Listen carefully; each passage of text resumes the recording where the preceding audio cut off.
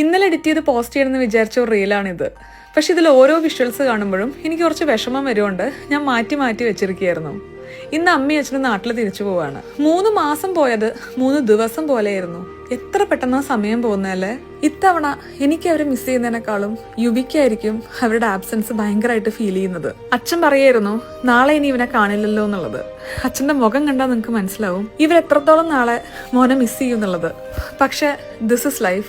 ഇവിടെ ഒന്നും ശാശ്വതമല്ല. 2-3 ദിവസം കഴിയുമ്പോൾ നമ്മൾ എല്ലാവരും ഈ മാറ്റത്തിനോട് പൊരുത്തപ്പെടുമായിരിക്കും. പക്ഷെ ഈ ഒരു നിമിഷം അത് ബുദ്ധിമുട്ട് തന്നെയാണ്. നാട്ടിൽ അമ്മടി അച്ഛന്റെയും എല്ലാ കാര്യങ്ങളും മാറ്റിവെച്ചാണ് 3 മാസം നമ്മളെ സപ്പോർട്ട് ചെയ്യാൻ വേണ്ടി ഒരു കംപ്ലൈൻസും ഇല്ലാതെ സന്തോഷത്തോടു കൂടെ ഇവർ നമ്മുടെ ഒപ്പം വന്നു നിന്ന്.